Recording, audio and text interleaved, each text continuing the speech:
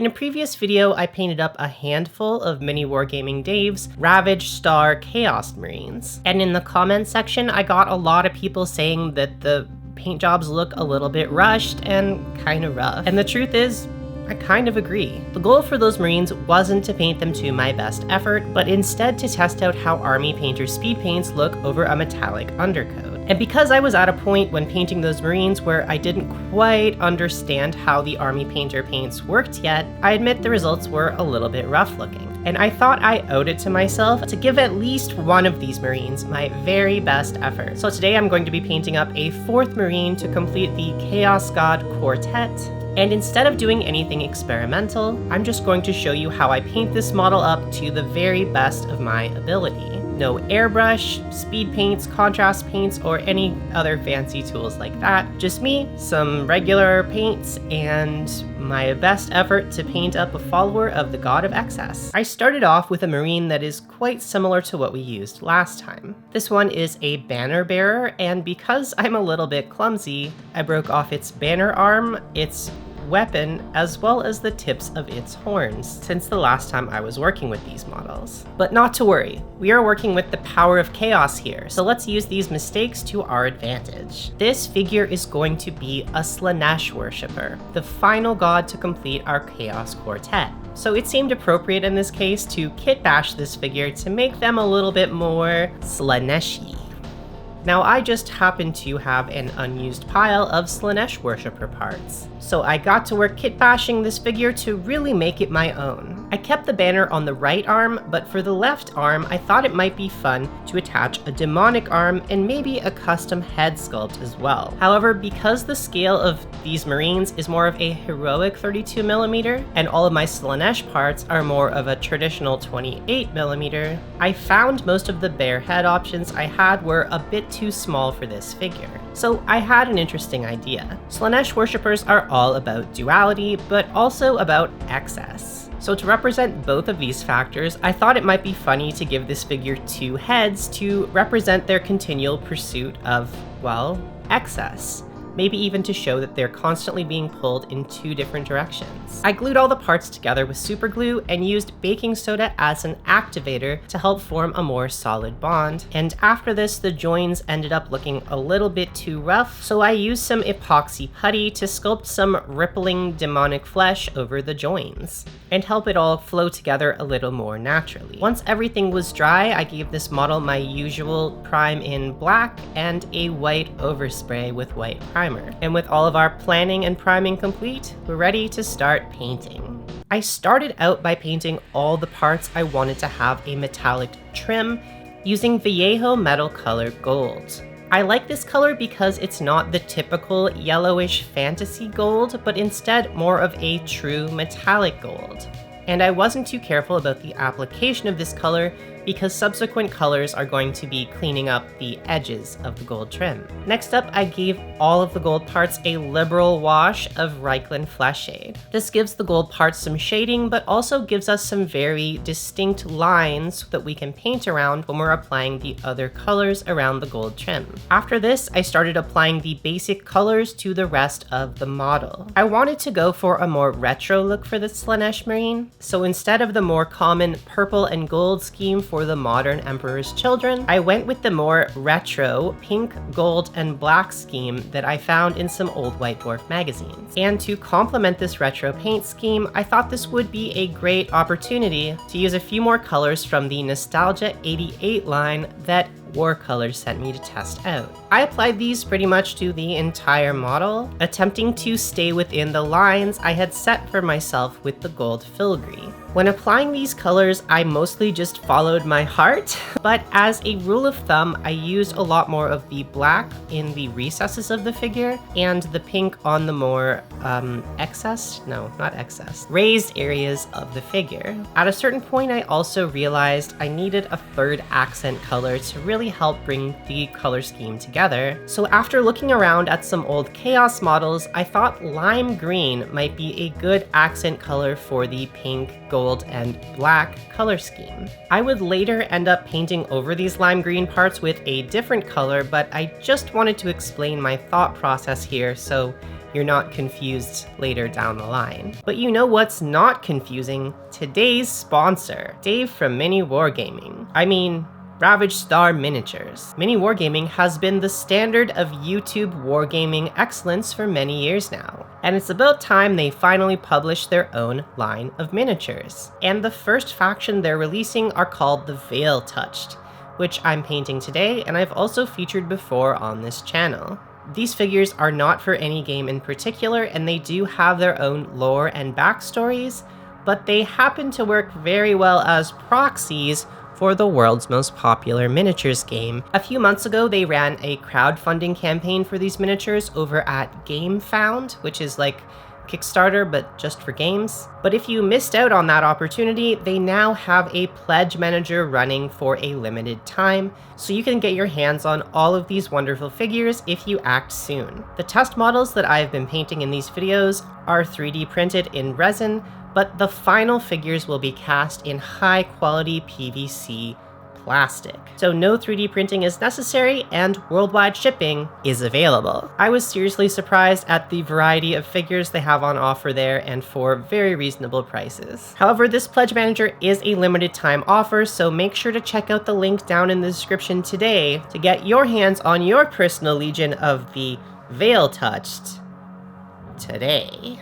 So as I was saying, this is very much how I approach any figures where I'm painting that aren't part of an existing set or army of mine. I just pretty much start slapping paint on the model to see if it works, and paint over it if it doesn't work. For example, you can see that I started out here painting the entire banner black on the front and pink on the back, but then halfway through I changed my mind and decided to have a pink stripe and a black stripe because I thought it looked more interesting. And the same applies to the paints that I used. I started out trying to limit myself to just Nostalgia 88 paints, but I soon found myself breaking out my old favorite, Pale Sand, because it's just too convenient of a paint to use. It works great for painting bone areas, highlighting some of the pink areas, undercoating some areas to make it easier to paint bright pink over them, or even mixing it together with the pink paint to create layered highlights. It's really the perfect paint in every way. After the Pale Sand had some time to dry, I used Reikland Flesh Shade on the parts that I wanted to look like bone,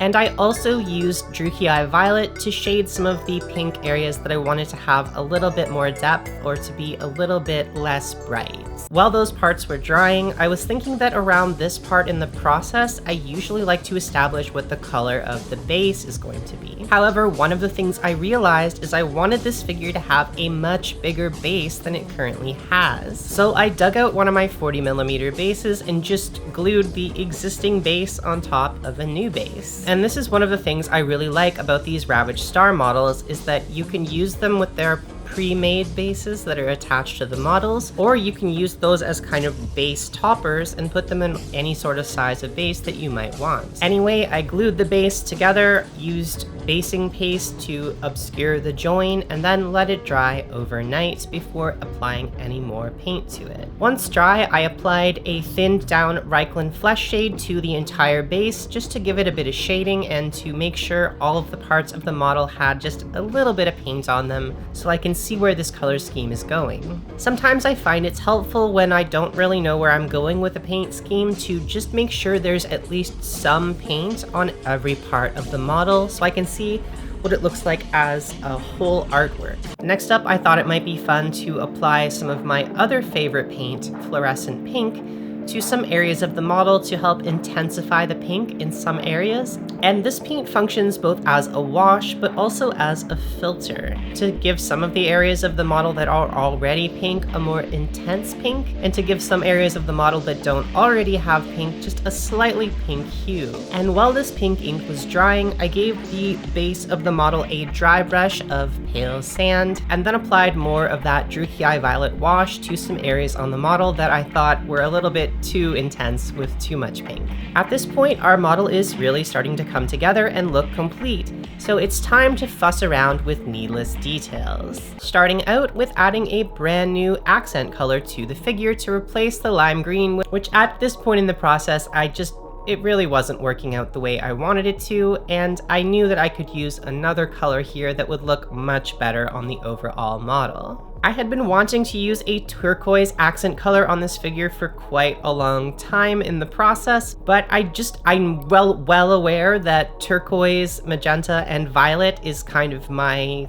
thing, so I wanted to try to go a little bit outside my comfort zone. But as soon as I experimented and just applied a little bit of Viejo blue-green, I was like, oh, this is much better. I should just go with my instinct. And so I did. I made Viejo blue-green my new accent color and applied it in little nooks and crannies and places that I thought were appropriate, as well as covering up any of the existing lime green on the model that I didn't want to be on the model anymore. And I feel you can immediately see that it just helps bring out the richness in the existing pinks and purples on the figure. After this, as usual, I spent way too much time just going in and applying pale sand highlights to everything and anything on the model that I thought might need it. And then after this, I thought I might experiment just a little bit by adding some selective red wash to parts of the pink areas on the model. I had this theory that it might help bring out some richness in some of the pink areas, and I think I was right.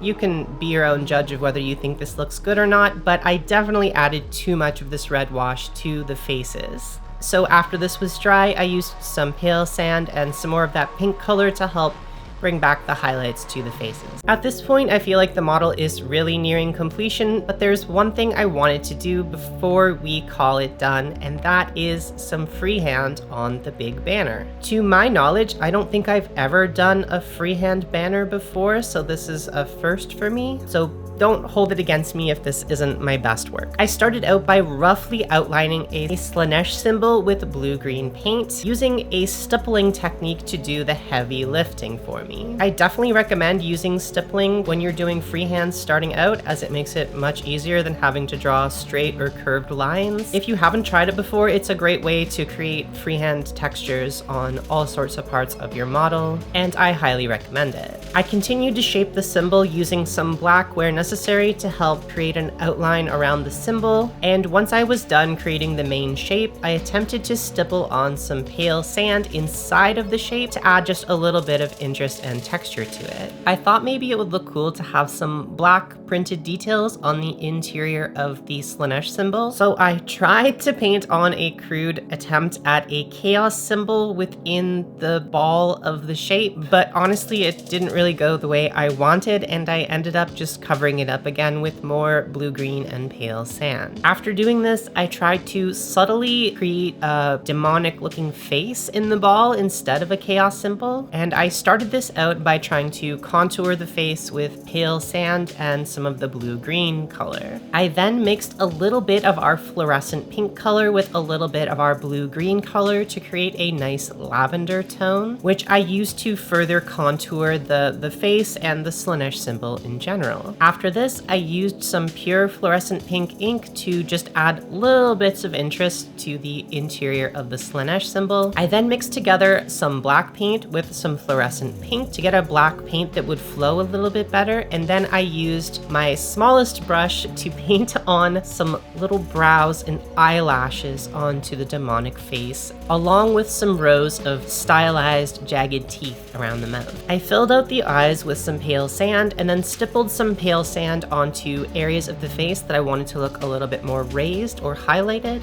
such as the nose or brows of the figure. And while I was doing this, I realized there was just a little bit too much negative space near the top right or left, near the top pink half of the banner. So I attempted to freehand a little curling tentacle or something using the lavender color that was still on my palette onto the banner. I then used our thin down black color to help stipple around the tentacle to help give it a little bit of depth and like a line being drawn around it. And then going back to our demonic face, I stippled on even more pale sand and even more of our bubblegum pink to help just bring the face to life and fill it out a bit more, and reinforced and tweaked the eyes with, again, more of our thin down black color. At a certain point in this process, I accidentally broke the arm off because, again, these figures are just prototypes. They're made of resin, which can be quite brittle at times. And this was an accident, but it was kind of a happy accident because I was able to then reach parts of the banner and on the side of the figure's face and stuff that I wasn't able to reach before. So I filled in a lot of the spaces that I couldn't reach with my brush when the figure was together.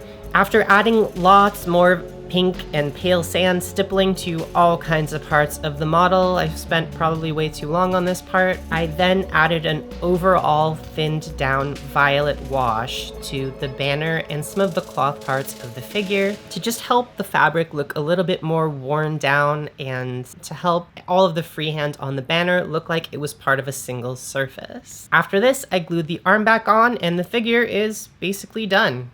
I hope you enjoyed this more chaotic painting tutorial. Sometimes I have a very specific point that I get to in a tutorial that I'm trying to get across, where in this one I thought it might just be fun to show you what my typical painting process is like, leaving in all the mistakes and everything for you to see. I learned a lot of lessons from painting this model, and I definitely feel it looks more finished and polished than the other 3 models that I painted, but they also all look quite nice together, I think. If you'd like to paint some of these models yourself, be sure to check out the link down in the description to the Ravaged Star Pledge Manager, and remember it's only up for a limited time after the publishing of this video, so go and check it out before it goes away. And as always, I would like to thank all of our lovely patrons for sponsoring this channel and keeping everything going. This week, I would especially like to thank Joshua Reiners, Christoph Stuber, Tracy Thiel, and John Casey. Thank you for watching, and I will see you in the next video.